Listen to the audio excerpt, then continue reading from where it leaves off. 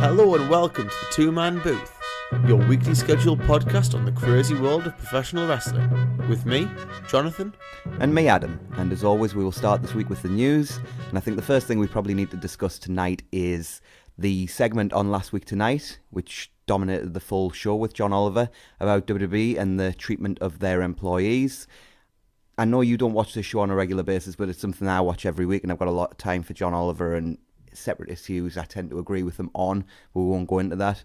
I thought he nailed a lot of this. I thought he made some really good points.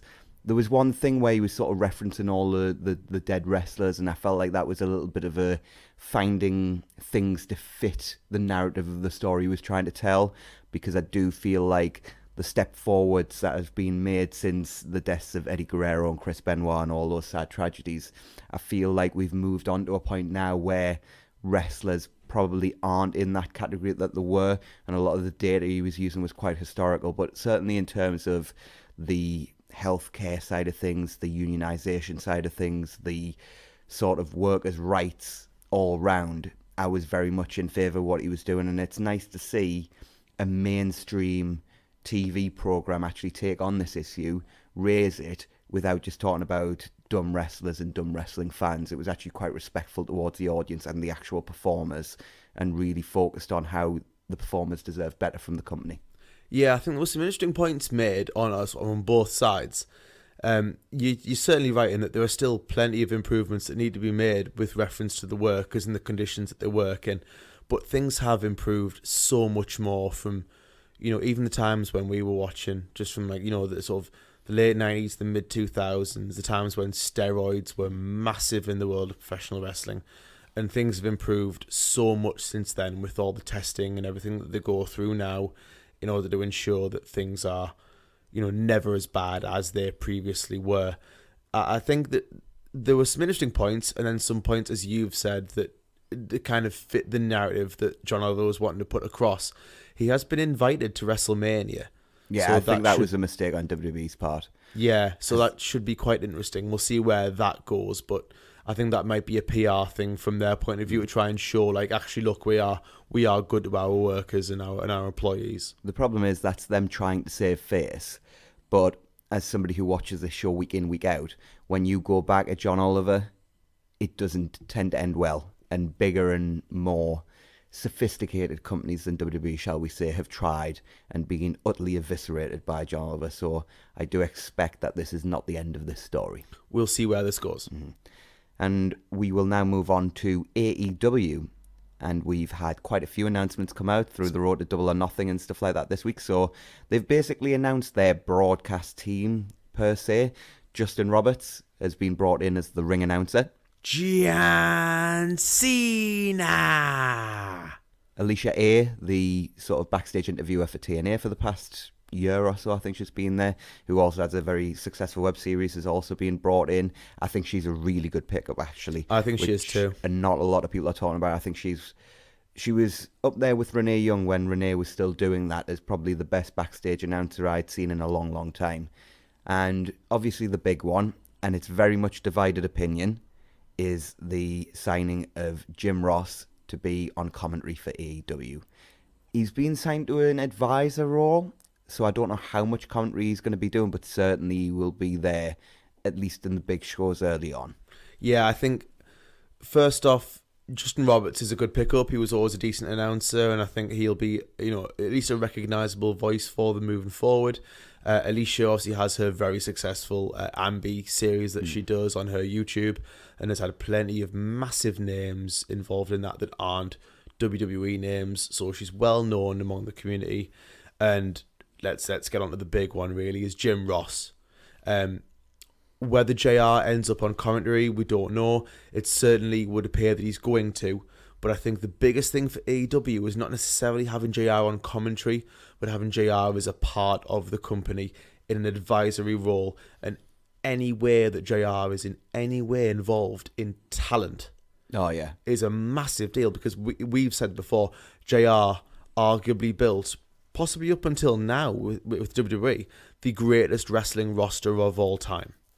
Totally agree. And using him in that capacity, I think, would be super, super smart. And what was great on the actual Double or Nothing setup video was how he said that, with everything that he's lost, and obviously the loss of his wife in the last year or so, he said he didn't want to sort of hang up his boots effectively. This idea that I think it was the word he used was something like he didn't want to give up his jersey. That was something it. Like yeah. That, and once he'd done that, he had sort of nothing to keep him going. So the world of wrestling kind of kept him alive and kept him living. And we all love JR. When I think of a wrestling commentator and the voice of wrestling, I think of Jim Ross, and I think all of us as wrestling fans want nothing but the best for him now for the rest of his life. Very much agree with that. So I do think we also need to talk about, given that the Hall of Fame ceremony is taking place tomorrow night, that Brutus the Barber Beefcake is the last entrant. Me and you were talking earlier about this Hall of Fame class. Is it possibly the weakest they've ever done? It is really weak, but that's obviously because they're trying to stretch things out now. Because they've inducted quite a lot of big names over the last few years. They're clearly trying to induct as few big names as possible. There's more news to do with Brutus Beefcake, though. I wondered if, before we go on to the news you're referencing there, I wonder if this year has been deliberately downplayed because they knew that had to move the NXT show to Friday night and the Hall of Fame to Saturday night because of the G1 Supercard show that New Japan and Ring of Honor are running. Is it a case of they realised the Hall of Fame was going to be massively overshadowed this year, so they didn't want to blow the load, for lack of a better term, on this year's class, knowing that probably not a lot of people are going to be all that interested in it because of everything else that's going on. Whereas next year, in a place like Tampa, where there's a lot less options for people like Ring of Honor and New Japan to run buildings, and WWE can kind of monopolise the city a lot more, will we see a bigger and better Hall of Fame class next year? Quite possibly, and we've spoken about the fact that there's still so many big names still to go in. Like the two that would immediately spring to mind for me would be Rock and Taker. Yeah. And there's plenty of others as well, but Rock and Taker are two that immediately jump to mind that are well due to go in now. And as headliners, yeah, definitely. Exactly. So that's 2 years basically. But what you were referencing earlier was very much that the person who's going to be inducting Brutus the Barber Beefcake will be Hulk Hogan. Interesting, isn't it? I mean, we've spoken about Hogan before in this podcast, and we've spoken about Hogan when he did his return promo, and I think we're still all quite uncomfortable with the idea of Hogan being back involved in wrestling because of everything that came out regarding Hulk Hogan and his views about people and things like that, which we're not going to get into, but Hogan will always be the greatest and biggest name in the history of wrestling. He will always purely be that. From an achievement perspective, yeah. Yeah, definitely. not from a skill point of view, because that's Ric Flair. I was more referencing the personal things behind him, but Hulk Hogan, the wrestler, absolutely, I agree with what you're saying. Yeah, but I mean, you said it earlier, really, like, who else would induct? Yeah, Brutus, unfortunately, and I don't want to, sort of rubbish the guy or anything, but he didn't tend to have a lot of friends in wrestling, shall we say, so Hogan was the obvious choice to induct him. And the crowd will pop when Hogan comes out, and they'll give him a great ovation, so it'll be interesting to see. That's the best I can say about that, really. And one thing I did want to touch on with regards to WrestleMania, and we haven't had an update on this, so hopefully that means everything is fine, but obviously Rey Mysterio injured his ankle on Monday night during his main event match with Baron Corbin. It has put his match with Samoa Joe at WrestleMania in some doubt. Hopefully the fact that we still haven't heard anything does mean that Rey's going to be okay for the show on Sunday, but obviously it was not the ideal thing, and to be honest, and we'll get into the show a little bit later, but the fact that Rey Mysterio got injured in that match is more depressing than anything else. Yeah, hopefully this is the fact that we've heard nothing. Hopefully is an important detail, and we'll see what happens. Because of all of the matches we talked last week, didn't we, about all the matches that we're looking forward to? It's not one that I have to see or anything like that. But Joe against Rey could be really, really good. It has very little build and very little reason to happen, but it could be a really good match. So stylistically, I think they'll match up really well. So hopefully it does go ahead. It's the kind of X Division match that Joe used to work so well in. And speaking of the X Division, Amazing Red announced his retirement from wrestling this week. Oh. An amazing talent who really helped sort of trailblaze in sort of the early to mid 2000s.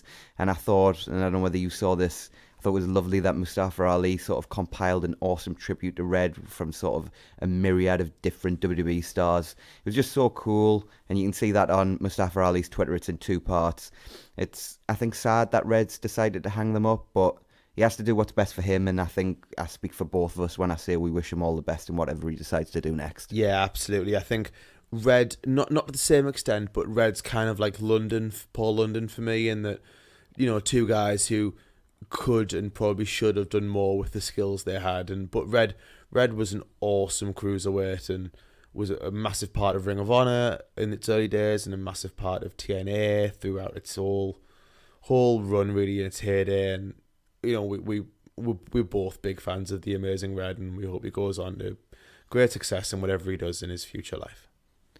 And moving on to Ring of Honor, Tennille Dashwood's contract with the company expired this week, and she has become a free agent.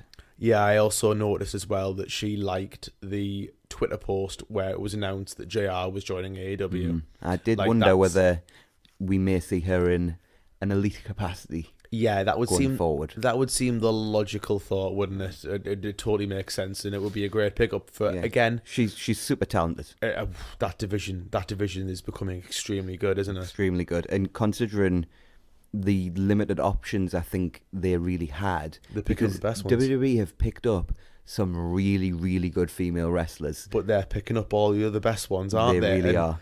You know what? Like, WWE have shown their ability to have some of the greatest wrestlers in the world and book them appallingly. AEW won't make the same mistakes, I can guarantee that. We'll hope not. And speaking of people who have left companies, Michael Elgin has left New Japan Pro Wrestling. I'll be dead honest, this doesn't sadden me greatly. You know how much I love New Japan. I am quite pleasantly surprised that this has happened. We know what's come out about Elgin regarding, his own personal stuff. So, yeah, I think New Japan have made quite a good call with this one. I think I don't want to say any more about Elgin at all. And the last piece of news we've got to do this week is we're obviously going to see the Madison Square Garden show with New Japan and Ring of Honor on Saturday night. Well, that's tomorrow night. But we're also, on September 15th, going to see AAA run Madison Square Garden. Interesting decision from them. Not sure they're going to have the success New Japan and Ring of Honor have had, but really interesting to see what happens, what card they put up, and how well they actually do when they run the building. I wonder if they'll have some participation from AEW in that. You would have thought there would be some element of that. There's gonna need to be, right, for them to draw so well, because New Japan have got such a massive following now in America, and they're doing it on WrestleMania weekend. Yeah, like I think AAA are gonna need a lot of support with that one. I have very not little faith. I don't want to sound bad, but I have less faith that'll draw as well as New Japan's will draw. And with that, I think we'll move on to Monday Night Raw. So we opened the show this week with Steph. She faked out adding herself to the Mania main event, and then she announced that it would be winner takes all. Legitimately. Actually winner takes all, which is what we did not think, and it was not what David Meltzer reported. No. So clearly somebody in WWE changed their minds, Vince. And Good. You know what? That's kind of, if you're going to do winner takes all, you need to actually do winner takes all. So I'm glad they came to this conclusion. As opposed to, as we said, winner might take all. Or something. But or it nothing. depends. Depends what happens. Yeah. And Heyman and Brock then came out next. Paul says Brock will take everything Seth has on Sunday, and then he will take everything Seth has because it's what he does at WrestleMania. He took the streak from Taker, and he took Roman's hopes and dreams last year. This year, he's taking Seth at his word when he said Sunday may be the last match of his career, but because Seth was giving a spoiler, not a prediction. This Sunday, Brock is going to end Seth Rollins' career. He will violate Rollins and desecrate WrestleMania. They tease Brock winning and then leaving, and Heyman says Seth is an afterthought to Brock, which brings Seth out. He got a massive pop when he came out as well. Yeah, it was huge. Probably one of the biggest of the night. He says it's not just the biggest match of his career, but the biggest match of Brock's too. He says nobody wants Brock here. Brock laughs. Seth puts Brock over as the greatest combat sports athlete of all time and says it's improbable that he'll beat Brock on Sunday, but it's not impossible. He says he's going to beat him take his title, and there's not a damn thing Brock can do about it. Brock pushes past Seth, but Seth grabs him and low blows him. Brock fights back with a German suplex. He picks Seth up and goes for the F5, but Seth slips out, hits another low blow, followed by a kneeling super kick and the curb stomp to end the segment. I'm glad Seth got one over on Brock, but he still kind of looked like a non-threat to me because he had to use 2 low blows just to get one over on Brock. The promo work was good, but I didn't feel the overall segment as the final build to Mania. This felt like very much we're starting the storyline kind of segment, or an early days part of this storyline.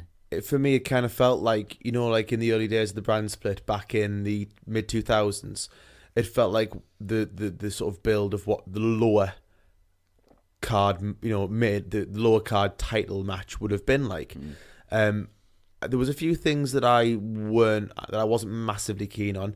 I didn't like the idea of Brock laughing at Rollins when Rollins was talking to him. Now, obviously, if Rollins goes over, then that's not a problem. But if he doesn't, then it makes Rollins look dreadful. And I totally agree with you. I didn't like the idea of Rollins having to constantly low blow Lesnar in order to get an actual advantage on him. Like, that didn't make sense. Rollins is more than capable, more than talented. He does not need to have to cheat in order to get one up on Lesnar. Like, that's not the story they should be telling. The story should not be, I've got to cheat in order to go one-on-one and match up with this champion. That should not be the story.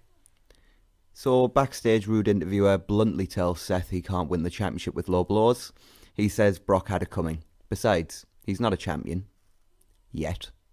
I like that. Yeah, I didn't mind the segment. That was fine. And next up, we had an 8-woman tag match between Sasha Banks, Bayley, Beth Phoenix, and Natalya, taking on Nia Jax, Tamina Snuka, and the Iconics. Yeah, this wasn't great. Sasha tagged herself in at the start to play up the issues between the two babyface teams. Sasha tried some lucha work with Peyton early. It was ugly.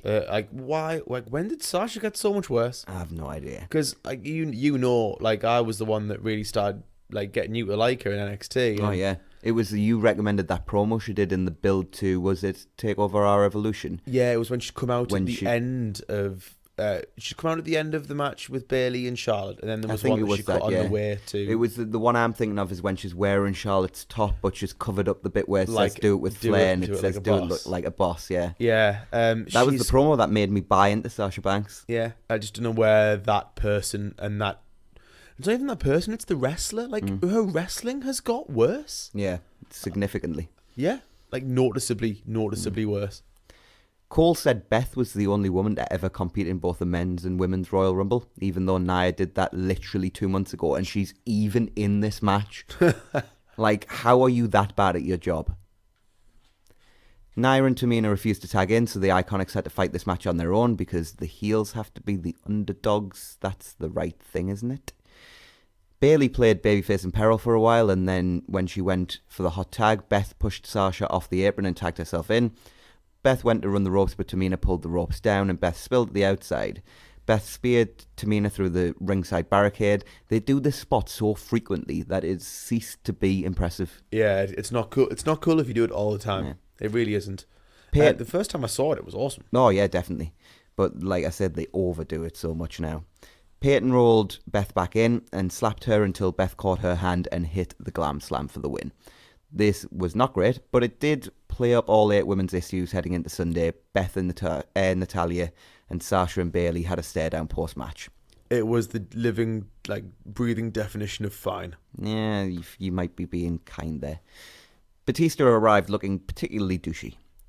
Batista came out to a rapturous ovation. We were in DC, so obviously.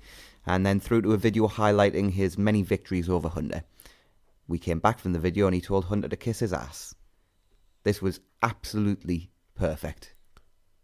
Absolutely perfect. I loved this. Yeah, I loved it too. We said as we were watching it, it was Batista's hometown.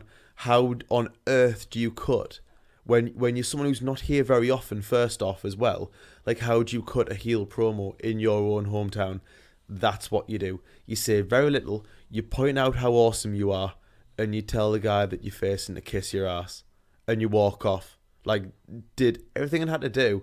This is honestly the match I'm looking forward to most at Mania, without a doubt. And we said last week, I did check. It's a 14 to 14-year-old match. Like, how bad is that? Yeah, definitely. Like, that would be the equivalent of, right? Say, like, pick the heyday of wrestling. Like, we'll go, 2000? Radio. Right? Yeah. That would be like watching Flair Dusty. Basically, like 1986. Yeah. That's the equivalent of, in 2000, being most... And don't get... Actually, you know what? That's a bad example, because in 2000, I'd have been excited for Flair Dusty. I'm not sure Flair Dusty. Flair, a few people, but I think Dusty was pretty much done at that point. But, you know what I mean? But that's the equivalent. Yeah, it's bad. It's bad. So Elias is outside the MetLife. He talks about how he won't be interrupted at WrestleMania. Yeah, right. He says his moment on Sunday will be bigger than Seth or Ronda or anyone else. This was fine, but just filler. This happened. Yeah.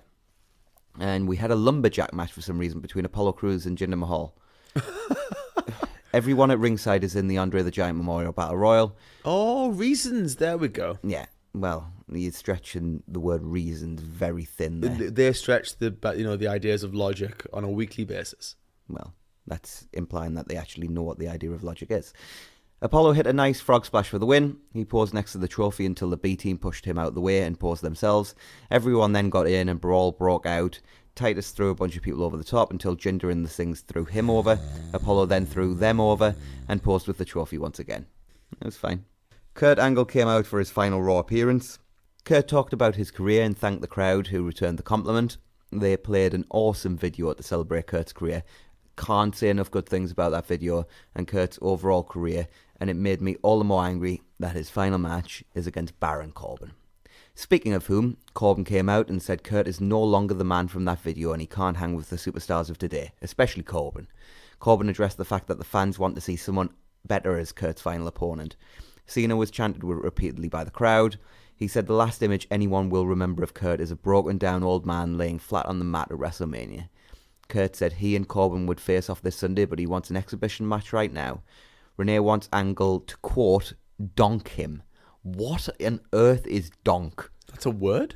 Apparently. That must be an American thing. It must be an American thing. I do not know that word. Yeah. And I know I'm getting older, but I think I still know some words. Yeah.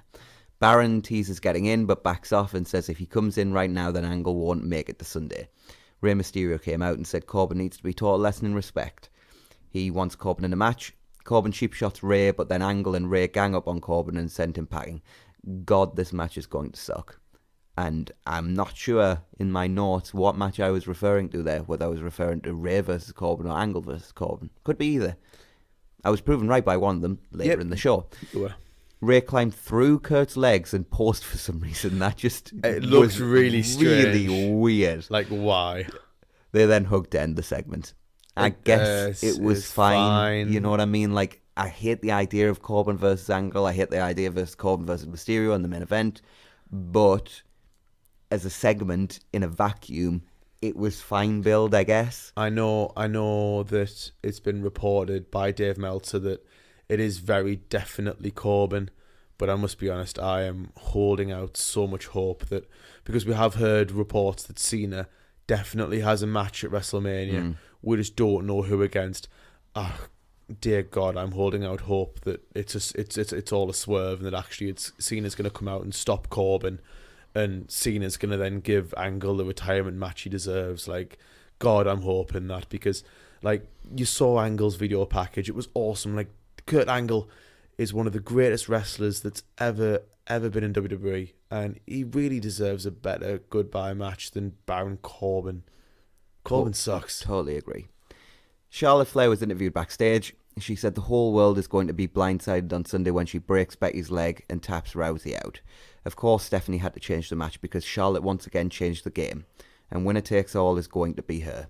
She is asked if she will be the one to lose her cool tonight and cost herself the Mania match. She's not worried. She's not a hothead like Becky or a loose cannon like Ronda, but after the match, she warned them to stay out of her way if they wanted to make it to WrestleMania. Very good promo. Yep, Charlotte being Charlotte as always. She's been awesome lately. She's been great in her role and a fantastic heel. And as much as I don't think she should be in that match, she has been... She's playing her part well. She's been very good in her role. So next up we had The Revival versus Aleister Black and Ricochet in a Raw Tag Team Championship match. Black and Ricochet both got nice reactions. The Revival got the jobber entrance. Weirdly, Black and Ricochet got announced down to the ring before the break, but then got reintroduced during the championship match ring introductions. That, I know it doesn't mean anything, but that was totally bizarre to me. And yet Revival, the champs, literally don't get anything. Mm-hmm. So the Revival got no reaction when they were announced during the championship match introductions. The Revival isolated Black until he got the hot tag to Ricochet. Ricochet got a series of pinfall attempts for near falls until Dawson punched him from the outside, allowing Wilder to hit a gory bomb for a near fall. Loved that move. Yep. Lovely gory bomb. Black fought with both members of the Revival on the outside until Wilder took him out using the barricade to hit a tornado DDT. Ricochet followed up with a tope con hilo over the ring post onto the Revival. Wilder and Ricochet both tried to get in the ring, but also tried to keep the other out. Wilder then drove Ricochet into the barricade and got back in at 7. Ricochet would have got back in at 9, but Dawson was under the ring and prevented Ricochet from getting back in, so the Revival retained with a count-out victory. Black laid out Wilder on the outside with Black Mass and then laid Dawson out with the same move inside the ring before Ricochet hit a 630 splash. This was relatively short, but fine. About 8 minutes of TV time, and although the finish was creative, it is another damn squib on the Revival's title run. Yeah, it is. It's not helping them. We've said, haven't we, this would be cool if it was going somewhere, but as we will see, it is not appearing yet to be going anywhere, which is a shame. Well, certainly not for WrestleMania. Yeah, because that could, if they gave that time at WrestleMania, that would seal the show. Because it does look like we're getting Revival versus Hawkins and Ryder. Yeah, which I assume is where Hawkins ends his unwinning streak. Losing streak. That's a good word. That's the word. That's the word for unwinning. Yeah. Unwinning. Yeah. Our prediction's coming true, isn't it, mate? It is. Hooray. I love being right. Yeah, not always. Rude interviewer approaches Ronda backstage. She says she doesn't want to talk, but proceeds to cut a promo without any further prompting. Like, who writes these things? Yeah, I don't want to talk, but let me talk. Yeah. She cuts a good short promo, though, saying she will destroy the Riot Squad tonight while Charlotte and Becky watch. Then on Sunday it will be Judgment Day for Charlotte and Becky. Unless they provoke her tonight, then Judgment Day will come early. It was good? Yeah, absolutely fine. No complaints. The announcers recap the Braun Saturday Night Live guys crap from last week. Then we see Bliss, EC3 and Breeze with his new hair backstage. Alexa talks about what a great job she is doing as host of WrestleMania, and then Breeze and EC3 talk about how great Saturday Night Live was this week, until Braun shows up. He looks angry, so they blame 2 people down the hall. Braun approaches them and tells them if they think it's so funny, they can meet him in the ring tonight. Braun is a bully. Yeah, I found this very, very cringy. I genuinely am stunned that they've dealt with EC3 quite so badly. I'm stunned that they've dealt with Braun Strowman quite so badly. Yeah, Braun I know. Strowman's feuding with 2 guys from Saturday Night Live going into WrestleMania. Don't get me wrong. A year after, he won the tag team titles with Kid. Don't get me wrong, I do totally agree with you. I just find it, like, I bet EC3 wishes he was back in NXT. Also, he looked very, very orange, which was a bit odd. He's always been quite orange. I know, but even Prince Pretty was very white in comparison. Yeah, this whole segment was a bit odd to me. I know where they're going with it, and it's very comedic, and it's very Braun. And I love Braun, but it's not working for me, I must be honest. Dasha awkwardly segues into an interview with Roman Reigns backstage. She asks Roman if he's 100% healthy for WrestleMania. He says he is, and at WrestleMania, but before he can finish his sentence, Drew McIntyre attacks him. He yells at Roman that he should have said no, and then sends Roman into a conveniently placed guardrail, which was stacked on some boxes, which brilliantly, the guardrail managed to land on its feet. It got knocked off the boxes to the floor behind and landed on its feet. A+ to that guardrail. He yells at Roman some more and then is led away whilst exactly 0 people turned to Roman. Nobody cared. They led Drew away, but nobody came to make sure Roman was okay. It's just you hang on the floor there, buddy. Medical team, awesome. So next up we had Ronda, Becky and Charlotte versus the Riot Squad. The stipulation for this match is the first person to betray their partners is out of the Mania main event, which is up there as one of the most bizarre stipulations of all time. Especially with the way they were phrasing it, the first person to turn. Who will be the one to betray their partners? The next one, it's okay. Yeah, it was just really weird. So Becky was interviewed backstage before the match and said that this Sunday she is walking out as a double champion. She doesn't care what Charlotte has to say, and she had Ronda beat months ago and she triggered Ronda's God complex, which makes her at her most beatable. She's being forced to tag with Charlotte and Ronda so she can be kicked out of the main event. She says she has made an enemy out of the McMahons, but she has still got this far. However, in order to make sure they can't sink her after WrestleMania, she must walk out with all the gold.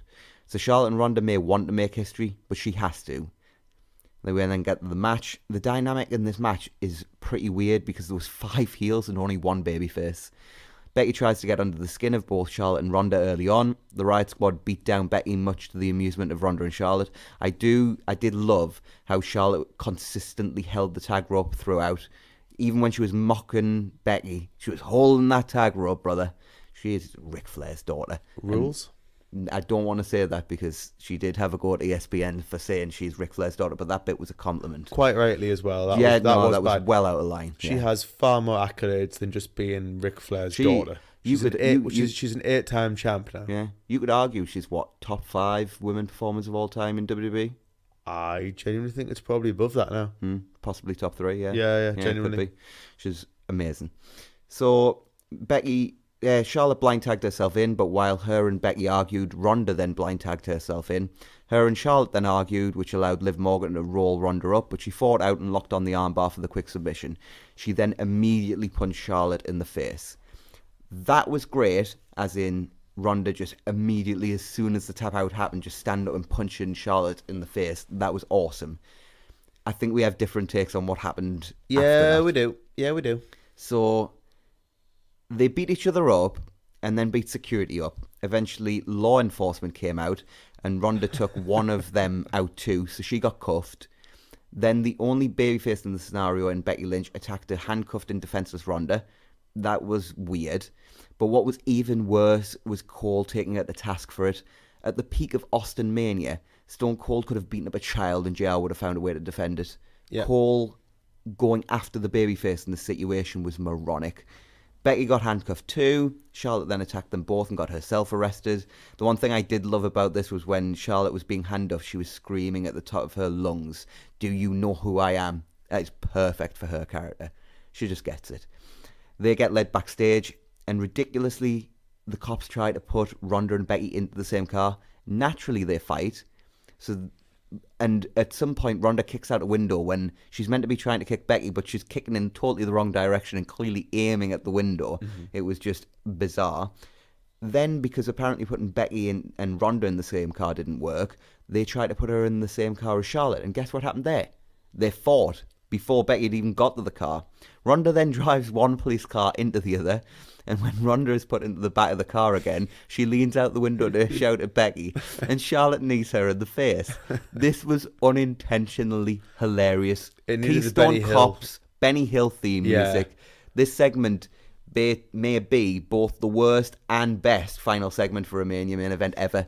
Like, I know a lot of people loved it. For me, for a serious main event match, it didn't work, but I did find it hilarious. Right. If this had been in PWG, I would have thought it was great. If it was in Shikara, I would have thought it was great. If this was in DDT, this would have been supreme. Yeah. But for the main event of WrestleMania, I don't know. I know a lot of people loved it, and more power to them. It didn't work for me. Right, let me go through what I thought. I thought there were elements of it that were good, but there were massive elements of it that were very hawky and strange. I totally agree with you on the aspect of Becky hitting Ronda from behind when Ronda was handcuffed. Like, we were talking about this earlier, weren't we? And I was saying that, Becky's the kind of person that would do that because, like, Austin would do that back in the day, and because they just see it as getting their comeuppance and it wouldn't be a problem. But we also said that, back then they would have booked it in such a way that her doing that would have been more than understandable. Yeah, because she would have probably been the one handcuffed. Yeah, so if it was Austin and Vince, for example, in the same scenario, you can guarantee a couple of weeks before or the week before, Vince would have had Austin handcuffed and would have been, stomping on him and stuff. That would then have made, Vince getting stomped on by Austin make all the more sense. Like that's what they would do. So they would book things more sensibly back then. There were bits of it that were genuinely hilarious, like Ronda getting kneed in the head. Like, I've seen the Eurythmics video thing on Twitter. Yeah. If you haven't seen it, you need to find that. It's a remix where we'll retweet it on the pod page on Twitter. Yeah. So although there were bits of it that were entertaining, I wouldn't say it wasn't entertaining. No, I wouldn't say that either. But I'm not sure it was for the correct reasons. Yeah. And as the main event of WrestleMania, I did find it a little strange. Like, the main event of WrestleMania should be very serious, and I think they were going down the lines of being serious here, but it didn't come across that way. And I have a massive belief that Vince pretty much controlled this segment. It seemed like a Vince segment. It was very much a Vince segment, wasn't it? So next up we had Heavy Machinery versus Bobby Roode and Chad Gable. Lacey happens, and the commentators for some reason are confused and outraged that Lacey would do this during a match, despite the fact that she has almost exclusively done her thing during matches. What did Lacey do, mate? Actually, it was a bit different this time, because she walked out on the stage and she walked to one side and waved, and walked the other side and waved, so she didn't walk all the way down. Oh, she's mixing it up. She's mixing it up. Hey. We went back to the usual on SmackDown, but she didn't mix it up for this segment. But what on earth? Why are they going, I can't believe she's doing this during a match? She's been doing it during matches for weeks. Not weeks, I think months. It's months. Years. Centuries at this point. Maybe she was born doing it in a wrestling match, just walking out, walking up and down, back and waving, and maybe that's why she does it. Yeah. So Otis hit the Caterpillar, but Roode and Gable fought back and went for their finisher, only for Roode to be dumped out of the ring and Heavy Machinery to hit the compactor for the win. Roode looked angry post-match. There's a turn coming soon. Yeah, and good. That'll be a cool feud, but I can guarantee it'll be as low on the undercard as it can possibly be. Is there a pre-show? At this point, there may as well be. Yeah, because I think that's what that'll be on, which makes me sad because I love Bobby Roode and I love Chad Gable. Yep. But we moved on then to Braun versus two jobbers. I'm a sucker for a good squash match. This was good, but not quite as enjoyable as I was hoping. But Braun did annihilate both guys. He hit a power slam on both guys before hitting one on both at the same time and pinning both of them. It was fun, but there wasn't enough destruction for my taste. This was murder in a wrestling ring. See, that's what I wanted it to be. It was more like aggravated manslaughter in a wrestling ring. So Roode interviews Lashley and Leo in the ring. She shows a video of Finn beating Jinder and Lashley last week to earn Finn his Intercontinental title match at Mania. She asks if Lashley has any concerns heading into Mania. Leo asks if she is serious. He says last week was a fluke and on Sunday Lashley won't have to deal with dead weight like Jinder. He takes a cheap shot at the crowd. She asks if Lashley is concerned about the possibility of the demon turning up, but he is not scared of Irish fairy tales. Finn then appears on the screen and says he's always had demons, and at WrestleMania, his demon will be Lashley's nightmare. Smoke fills the screen, and when it clears, Balor is in demon form. Awesome. So we're getting the demon at Mania. Cannot wait for it. That probably means, well, I mean, I think we all thought Balor's winning anyway, but the demon means it's pretty much secure, but awesome. Can't wait to see the demon entrance again. Unfortunately, it's time for our main event. Baron Corbin versus Rey Mysterio. Corbin gets an introduction so long that Steve Corino is considering suing for gimmick infringement. This was a slow, plodding and boring match. Rey hit the 619 and went for the top rope splash, but Corbin moved, and Rey at the canvas. Rey ran at Corbin, but got caught with a deep six for the win. This company sucks. Post-match, Angle attacked Corbin on the stage and locked on the ankle lock until refs appeared to pull him off. Imagine thinking this was the best way to end your go-home show for your biggest event of the year. I love how you've just reduced, like, it wasn't like a long match, but you've just reduced pretty long. A decently long match. I covered everything that happened, essentially. You did. Oh, I'm not complaining. Like, that literally was what happened. It was extremely boring. This happened. He won with a deep six, which was strange, considering that Rey is now facing Joe and therefore should be kept fairly strong. And oh god, it made no sense. And like, Angle getting the bit at the end was cool, but like, really, this, like, if they were gonna do a segment for the go home, why didn't they do the Ronda? I think the idea was because they kept updating us with what was happening with them in terms of the jail thing. So I think the idea was they had to do that somewhere during the show so they could give updates. Or wait until SmackDown and keep the suspense. Duh. Yeah, possibly, but I guess their idea is more people watch Raw. I didn't think this was a particularly good episode of Raw. Really bad, really, I guess, for considering it was the go home show. I didn't think it was a really bad episode. I just think it was like kind of average with a few bad bits in. It was a solid 4 out of 10. Like, that's the best thing I say. Like, it wasn't average, it wasn't awful, but it wasn't good either. No. Like 4 out of 10, I'd say. And for your go-home show, like I said, Really not poor. good enough. Poor, yeah. And this is, I think we can now definitely say this is probably, certainly in my living memory, it's the worst build to a Mania ever, which it makes sense because I'm really looking forward to this Mania. I really am looking forward to it. Just because the wrestling's going to be really good. Because the matches are going to be great, but honestly, the build's been atrocious. Yeah. I'm not nearly as excited as I should be. So, Raw viewership this week. Raw averaged 2.64 million viewers, which was up 2% from last week. Last year for the Go Home show, they drew 3.25 million viewers, and that was going head-to-head with the NCAA basketball finals, essentially meaning they had a 21% drop year-on-year with far less competition. Yep. But just, like, we've been saying this stuff for ages now. That may be the worst of the bunch when you consider you are not going up against the NCAA basketball finals this year like you were last year, and you still have a 21% drop. But was there anything to tune in this week for? There wasn't, but because everything's decided. That's a horrendous number. It is, but like, why? Like, we tune in because we have to, because we record this podcast. Therefore, we have to accurately report everything that happens. Otherwise, and apart from the fact that you just do it as a habitual wrestling fan, it's just force of habit. Why would you, as a casual fan, tune into this show? Like, what reason is there to tune in? Everything's decided. Everything that was not so much that everything's decided, because I think by the go home show for WrestleMania it should be decided, but it's very much that there doesn't feel like there's anything you need to tune in to see. No, because they've kind of sucked a lot of heat out of most of their storylines. And we've said this before, that and you can watch pay-per-views without having watched Raws. Yeah. Like, you can now. It's dead easy. And another bad thing was the drop. They had 2.75 million first hour, 2.79 million second hour, and then just 2.37 for the final hour, which was a 15% drop for the Was final there anything hour. they were in massive competition with? Nope. That's what I mean. It just sucked. Yeah, There it we wasn't go. a good show. That probably says that the main thing that people tuned in for was Becky, Ronda, Charlotte. And when that was done, people tuned out. And with that, I think it's time to move on to SmackDown Live. We opened with the Kevin Owens show. Owens introduced Randy Orton and then AJ Styles. Owens asked Orton if he is proud of ruining last week's match between Angle and AJ. Orton says he is, because he saved the fans from watching a broken down old man wrestling a guy who still thinks he's at the top of his game. AJ retorted by taunting Orton about only learning one move. Orton says one move is all he needs when it's that deadly. He mocks independent talent and talks about wrestling in front of huge crowds when AJ was in high school gyms. AJ says he was there in high school gyms while Orton was in the WWE, getting suspended for failing drug tests. Orton says if AJ was as good as he thinks he is, he would have been here a long time ago.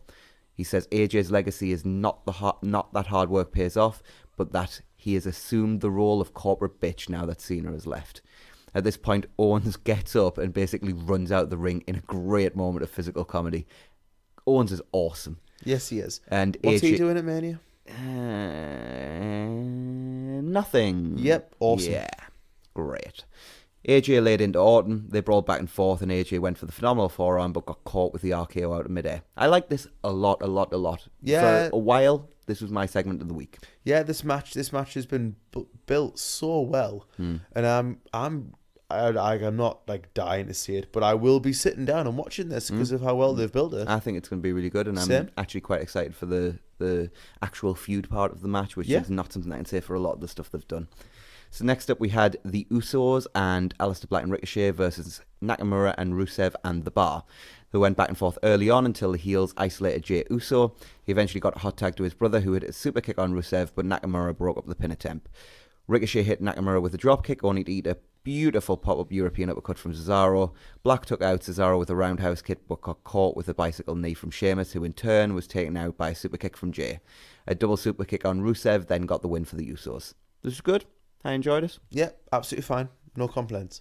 Alexa Bliss then came out and healed on the crowd a bit. She said Kevin Owens is acting like he's a better talk show than she is. Trust me, he is. It's we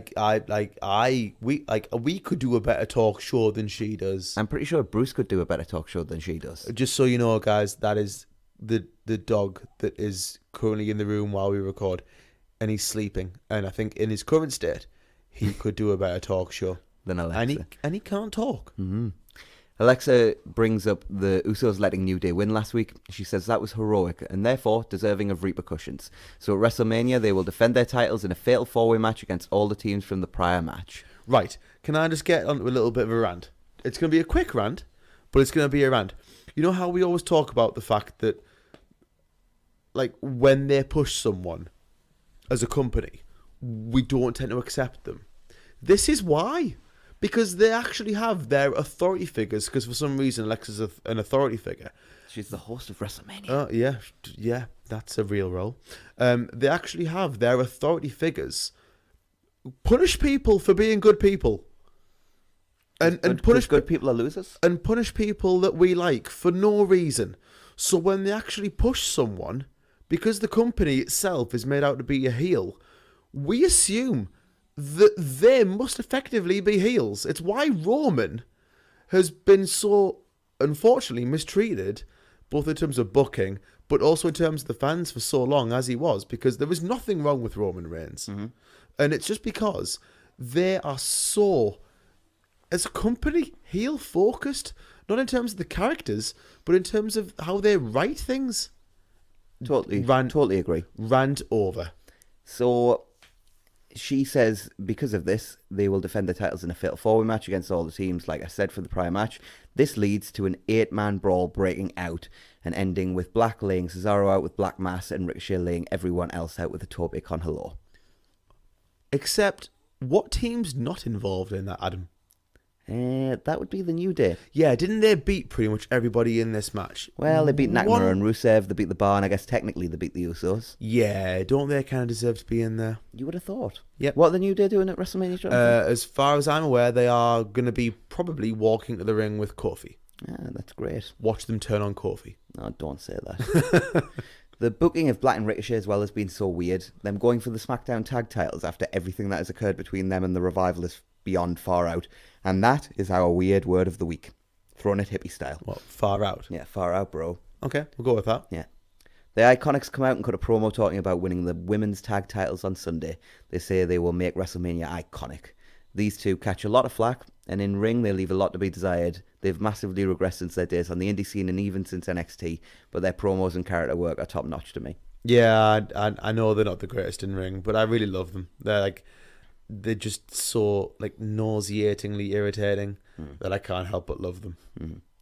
The Miz plugs Miz and Mrs. He says he's the best version of The Miz and has never been so motivated. He's the only version of The Miz. That's why he asked for the Falls Count Anywhere match, because what he will do to Shane on Sunday cannot be contained by a ring. He used to fight for his dad's approval, but now he fights for his honour. He says Shane has a dad too, and he guesses that makes him a son of a bitch. I didn't really understand that. I get what he was going for in that Vince is a bitch, I guess, but it was just weird.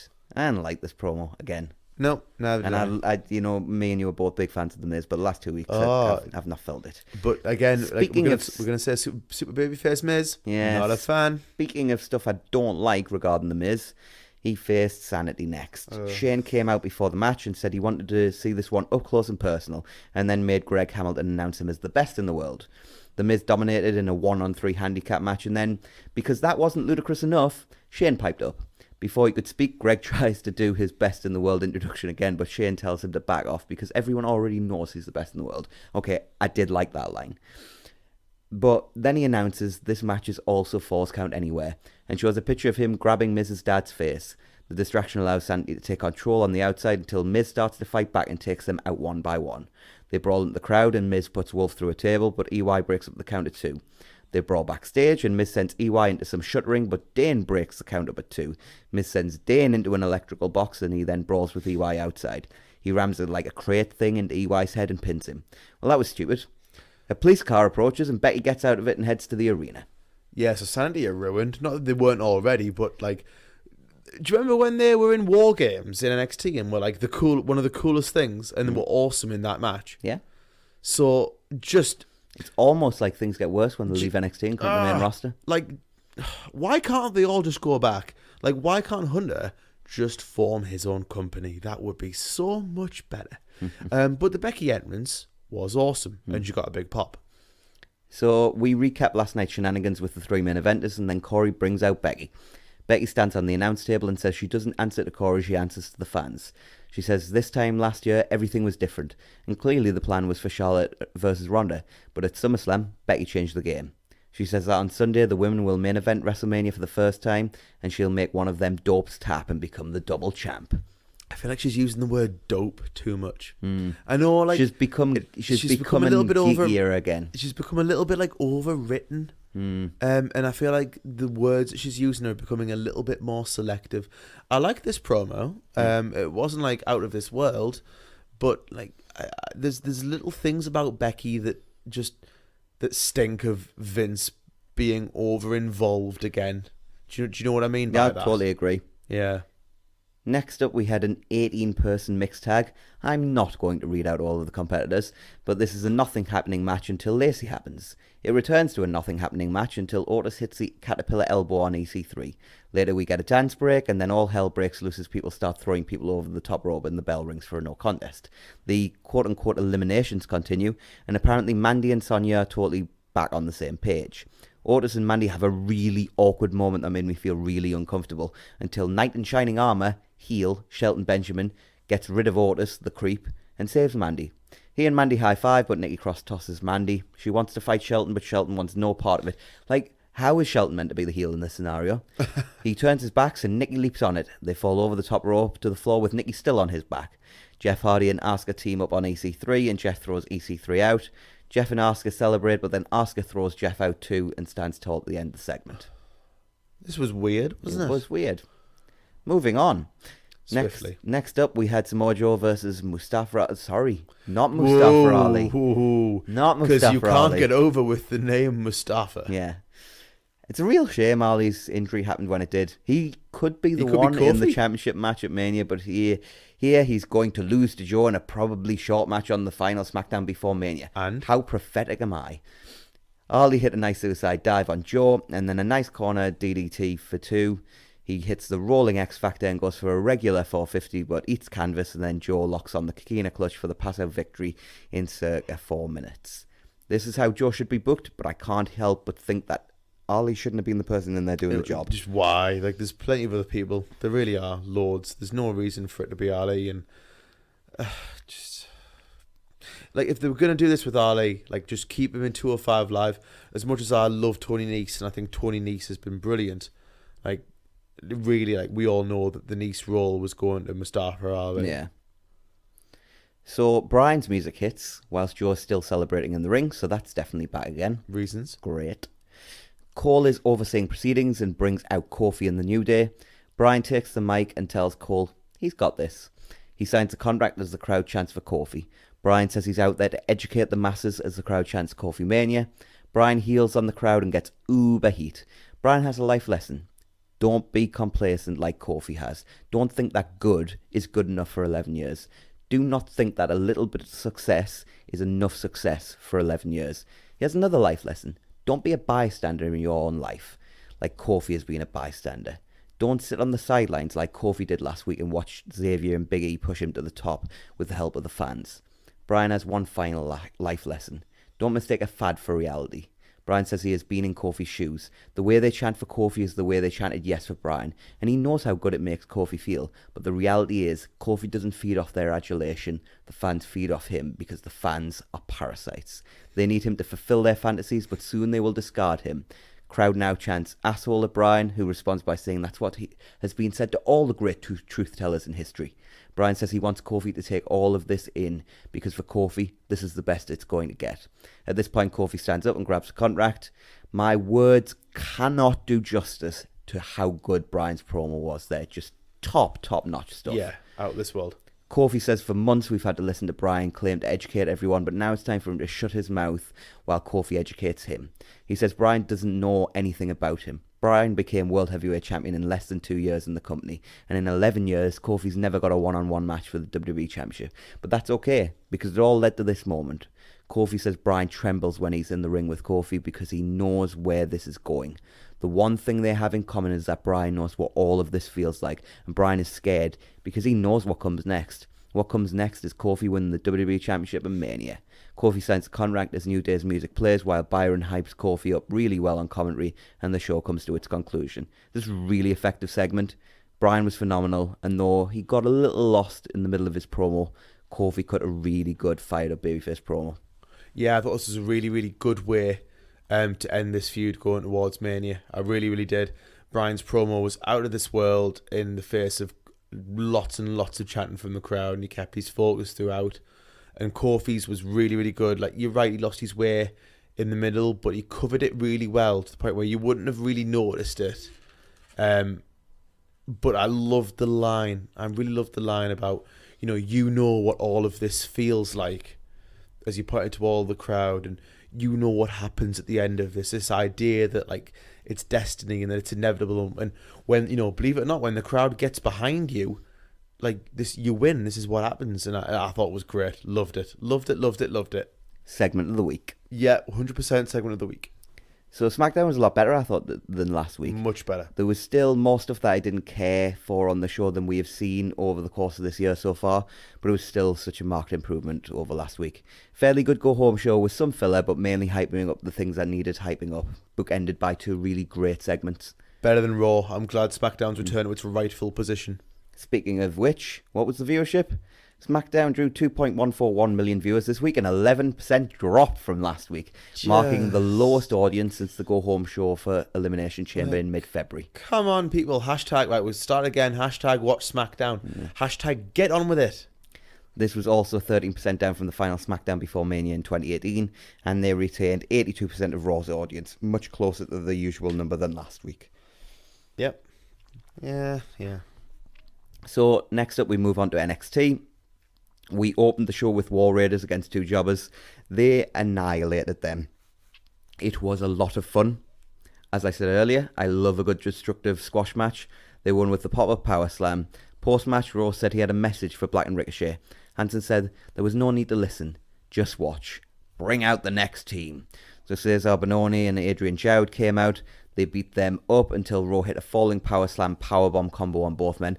Incredible strength. And they follow it up with Fallout for the win. I like this a lot. Yep. I love seeing big men destroy things. Yeah, great squash. Like, did exactly what I had to do. And Great goal squash. War Raiders are awesome as well. Just keep it going.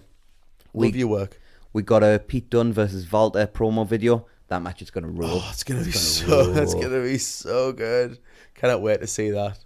Candice was interviewed outside Full Sail about Gargano's main event on Friday. She's excited for him, but will also have her eyes on the NXT Women's Championship match. Aaliyah and Vanessa Bourne approach from behind and laugh at her. Aaliyah's acting is, how do I describe this? Atrocious? Top tier awful. Like, that's better than atrocious. She says Candice is a failure, just like Johnny will be on Friday, and they can both be failures together. At this point, we see Stokely Hathaway walking past in the background. That has no relevance to any storyline, but I pop for it. I do think that Candice is going to be like a big part of, like, like there's in NXT there's always waves of generations. Yeah. She's probably like the top babyface of the next wave, I would imagine. Vanessa tells Candice to give it up, and she has deemed her a lower, whatever that is. Candice says they both know a lot about failure and says she's going to earn her NXT Women's Championship match, starting by knocking Aaliyah on her ass. She leaves and we get more bad acting as Aaliyah says she's about to throw a hissy fit. Well, that was awful. Yep, moving on. Yeah. We had Jackson Riker versus Oni Lorcan next. Riker dominated early until Lorcan fought back with slaps and European uppercuts, only to get caught with the huge Polish hammer. It was lovely. No Remorse put Lorcan down as Riker picked up the win. I get that Lorcan is pretty much 205 now, but seeing him beat with such ease did not fill me with joy, and I still, apart from the Polish hammer, do not get the appeal of the Forgotten Sons. I agree. I don't get it. I mean, with the way they've booked them is good and is fine. I just don't buy the act. I like the people in it. I like one of the persons. I like Blake. Yeah. Hey, who knew Murphy would go so far from that team? I know. But I like Blake, but I just don't buy it. I must be honest. We get a Gargano Cole video package. This was a great package that I suggest anybody should go out the way to see, although I guess you'll see it the night before their main event. And I loved the line Gargano had about the difference between him and Cole being that Cole is hungry, but Gargano is starving. Love that line. Next up, we had a Dream Riddle video package, and then we got highlights of the ongoing feud between Dijakovic and Lee, and then saw Lee being interviewed outside the arena. He said he wanted a conclusion, but they were bumped from the event. He said Keith Lee is an event. He knows he's not a chosen one, so he made sure he was first in line at Mr. Regal's office so he can officially state him versus Dijakovic will take place in 2 weeks. And in 2 weeks, Dijakovic will bask in his glory. This is a perfectly effective promo. Yeah, really good promo. We'll see where they go with this, and that could be a really good match, as we've said before on this podcast. So Street Profits versus Eichner and Bartel, and Candice versus Aaliyah are set for next week's show. One of those matches will be good. The other has Aaliyah in it. Next up, we had our main event of the evening, Bianca Belair versus Kairi Sane. Kairi hit a forearm early that sounded like it exploded Bianca's collarbone, and she then mocked Bianca's hair whip before really taking control of the match. Bianca eventually took control, but Kairi fought back with a series of seated blockbusters, the sliding D and a flying forearm. She set Bianca up for the elbow drop, but Bianca cut her off. Bianca hit a spider vertical suplex and followed it up with a standing moonsault for 2. I'm a sucker for a good spider suplex. Bianca hit a version of the Glam Slam, but Shayna turned up and attacked Bianca from behind for the DQ or no contest. We never really got an announcement. The other horsewomen joined in until Io tipped up to aid both women. The locker room then emptied to separate everyone, and as they were dragging the horsewomen away, Bianca gorilla press slammed Lacey Lane over the top rope onto everyone. Io then slapped Bianca and sent her to the outside and then hit a top rope moonsault onto everyone at ringside. It was a fun episode of NXT. The main event was good until it got stopped, but it effectively built the 4-way that we're going to see tonight. I really enjoyed the show. Yeah, so did I. We said it would be very angle heavy, the main event, and it was, but it was absolutely fine. And I'm very, very, very much looking forward to that 4-way. We'll see how it goes, because obviously we said Shayna doesn't really do that kind of match before. She's never really done that kind of match, so we'll see how that goes.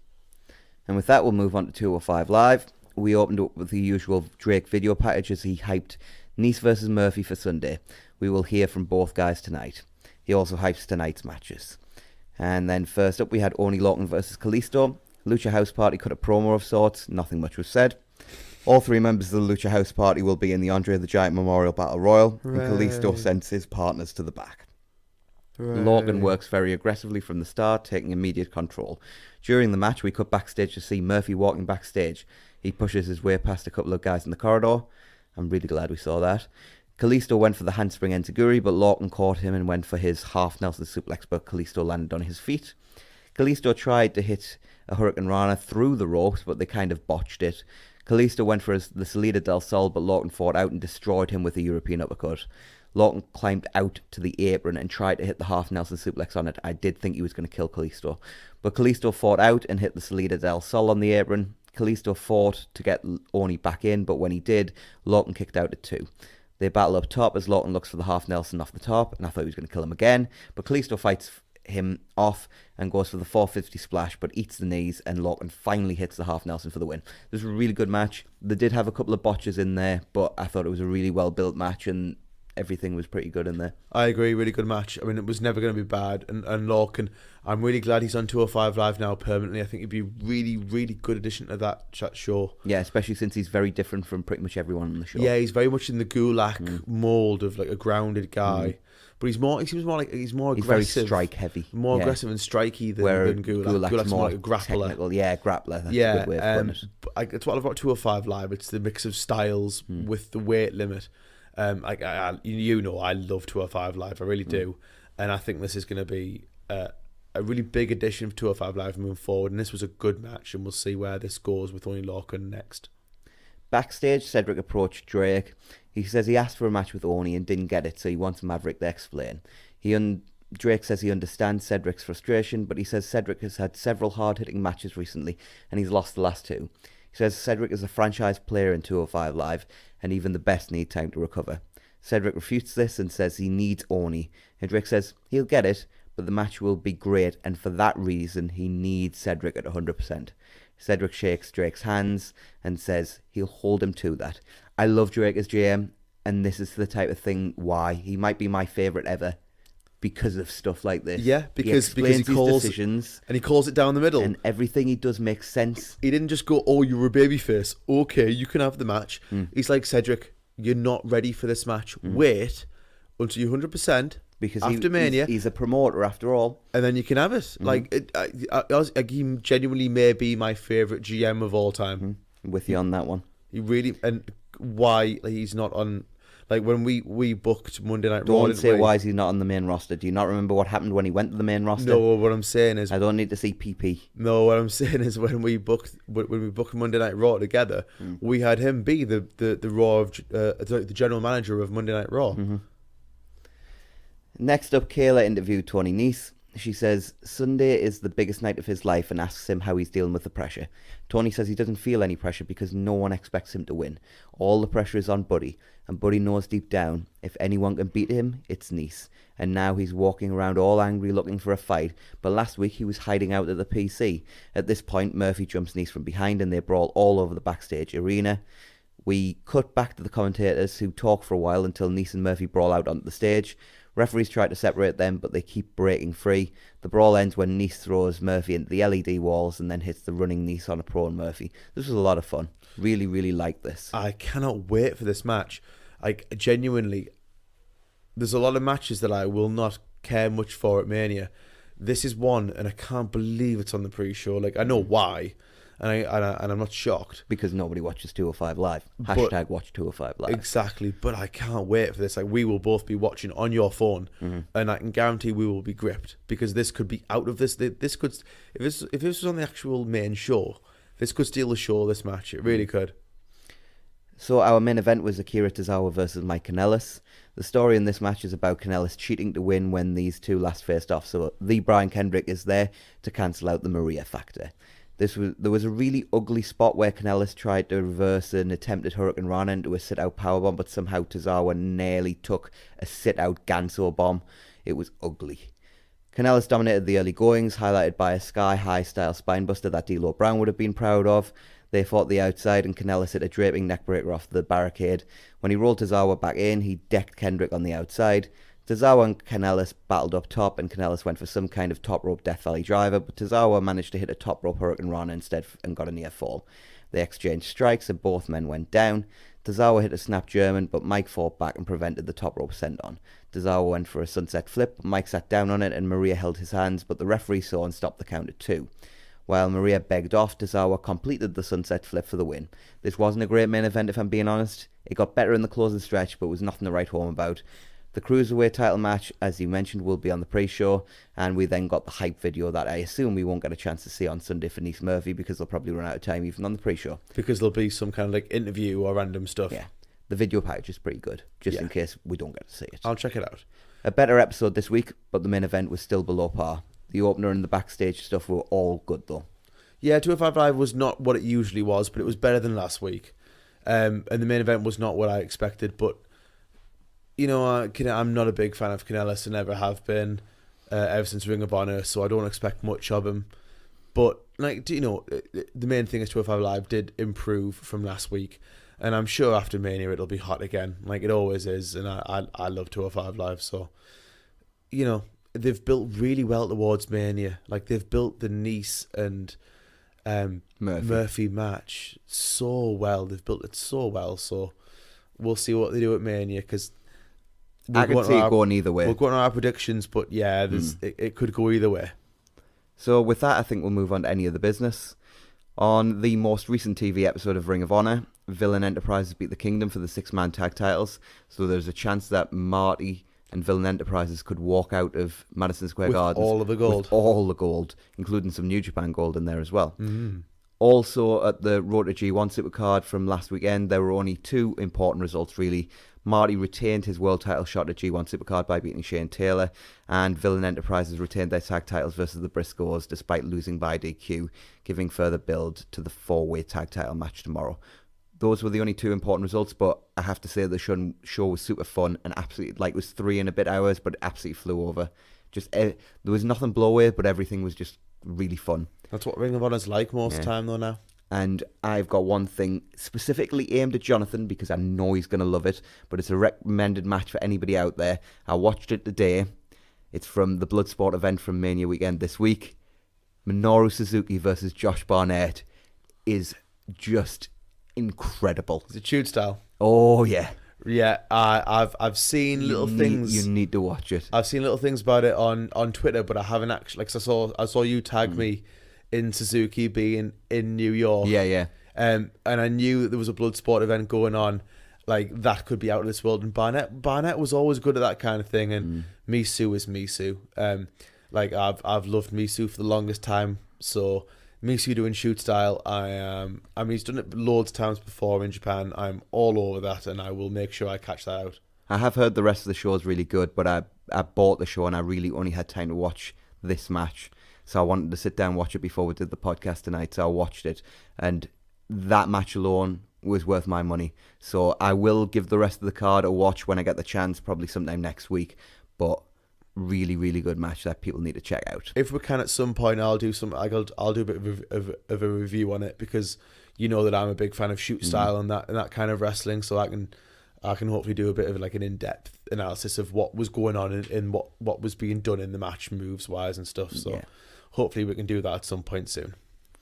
So with that, we will move on to our final segment of the week. And with us doing a podcast on Sunday morning, busy, we thought tonight we would do the predictions for TakeOver New York and the G1 Supercard. And then on the show on Sunday, when we review both of those shows, we will do our WrestleMania predictions.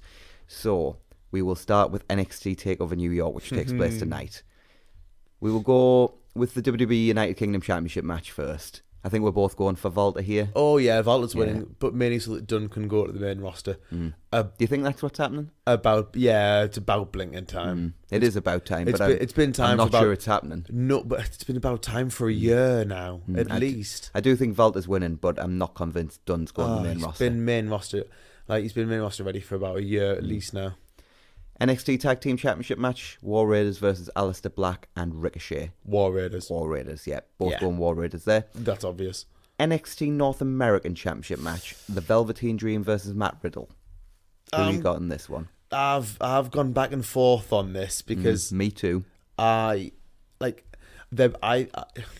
has his undefeated streak, but I also know that NXT are brave enough to break that kind of thing. They're not, Asuka's obviously a special case, but they are brave enough to break those streaks. And I think that Velveteen deserves quite a decent run with that title. So I'm going to go Velveteen Dream. Well, I've went back and forth on it as well. And I'm going to go for, I guess, the opposite reason to you. Bro. I'm going for Riddle, but the reason behind it is I think Velveteen Dream's the type of character where he doesn't need long title runs. Yeah, you're probably right. In my opinion. So that's where my thought process has come from there. So I'm going to go with Matt Riddle. Okay. NXT Women's Championship, Baszler, Belair, Shirai, and Sane. Io Shirai, yeah, I'm going with Io as well. And then our main event, 2 out of 3 falls match for the NXT Championship, Johnny Gargano versus Adam Cole. The amount of times I've switched this prediction in my head, even over the past hour while we've been doing this podcast. Right, I am going to go, and I just think it's because it's time. Johnny Gargano. Yeah. I just think it's about time. Like, I won't, if they go with Cole, I will not be shocked. Me neither. I think that would be a good decision. But I just think that Johnny deserves, at least until the next takeover, Gargano deserves that run. And the rumours are that they've got nothing great for him on the main roster, and if they've got nothing great for him on the main roster, then, like, just for the love of God, please keep him in NXT. And let's go to G1 Supercard next then for our predictions for that. Never Openweight versus ROH TV title match where the winner walks out with both titles. Never Openweight champion Will Ospreay versus Ring of Honor World Television champion Jeff Cobb. I'm going Cobb in this one. I'm going Will Ospreay because I think that New Japan value Ospreay a lot. So do I, but I think they see a lot in Cobb as well. And to be honest, I think they're quite happy for Ospreay to be a heavyweight now. I kind of think this Never Openweight thing was kind of a let's test the waters. And I think they're happy with running with him now, so it wouldn't be a surprise to see him go maybe a little further up the card. I think you could be right. We'll see where they go with that one. Dalton Castle versus Rush. Rush indeed. Same for me. So, Women of Honor World Championship match. I think we're both going for Mayu Iwatani here. Yeah. And also, if you've not seen her before, check her out. She is awesome. Kelly Klein's good at that character work, I think, but I don't think this is going to be a blowaway match, put it this way. No, but if you haven't seen Mayu Iwatani before, she's fantastic. Check her out in Stardom. She's so good. And we've got a New York City street fight, what used to be an open challenge, but has since been answered by Juice Robinson between Bully Ray and Juice Robinson. I'm going Juice. Good stuff. IWGP Junior Heavyweight Championship 3-way between Taiji Ishimori, Dragon Lee, and Bandido. Taiji. Yeah, I'm going Taiji. There's no reason for him to take the belt off him either. And then we've got the IWGP Heavyweight Tag Team Championship and Ring of Honor World Tag Team Championships both on the line in a 4-way match between the IWGP Champions Guerrillas of Destiny, the ROH Tag Team Champions PCO and Brody King, the Briscoes, and Evil and Sonata.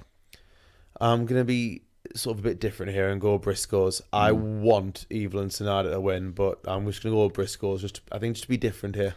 Well, because I picked a Ring of Honor guy to win the earlier match, I felt like I needed to pick a New Japan team here. And I really, really, really, really wanted to pick Evil and Sonata, but I just don't think they're winning it. So I'm going Guerrillas of Destiny here. Okay. British Heavyweight Championship match, Zack Sabre Jr. versus Hiroshi Tanahashi.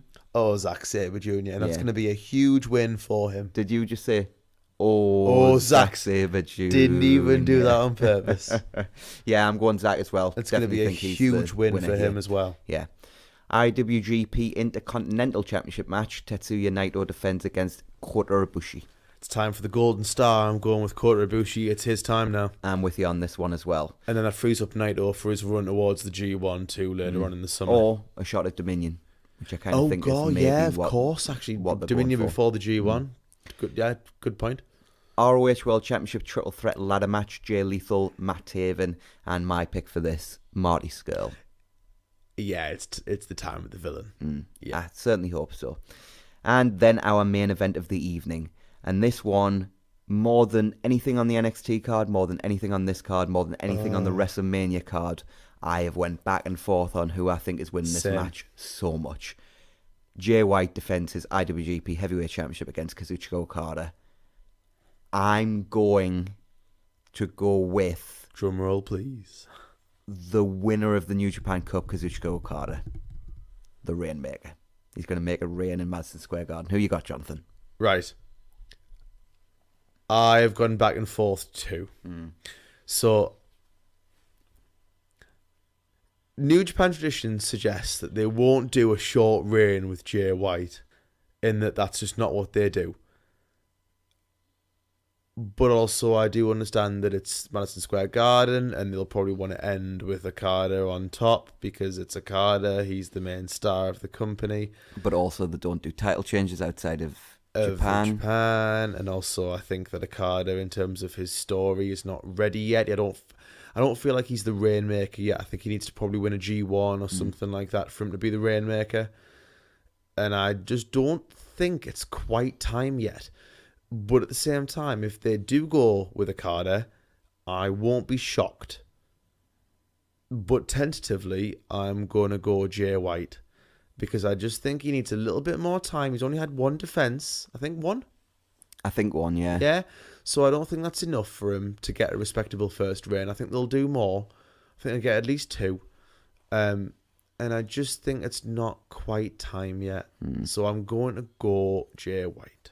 Yeah, I don't think we'd be surprised either way, though, would we? No, and if Okada wins, I'll more than support New Japan's decision because they've earned my faith over years and years and years of booking well. So we're 2-1 going into this weekend. Jonathan is leading the predictions contest 2 shows to 1. There's 3 shows we're predicting this weekend, so it could totally change. It could totally change, but we will see what happens. It won't. Mania should count like... Mate, you could come out this 5-1 in the lead. Mania should count for like 10 anyway. Maybe Mania should count for 2. Yeah, Mania should count for 2. There is about 75 matches we're going to have to put on that card. It's like 3 pay-per-views anyway. So we will be back on Sunday. We will be reviewing NXT TakeOver New York, and we will also be reviewing the Madison Square Garden show between Ring of Honor and New Japan. And we will be doing our predictions for WrestleMania on that show, as well as WrestleMania all night long. Yeah, if there's any news, we'll do it there, but we may just skip the news and any of the business segments there because I don't think there's going to be much to talk about. So maybe just a straight review of those 2 shows and our predictions for Mania. Before we go, anything you want to add tonight, Jonathan? No, the main thing I'm going to say is that I'm getting my sleep in before Mania. Good call. I think we need it. Sorry, we're out of time. We'll see you Sunday on the 2 Man Booth.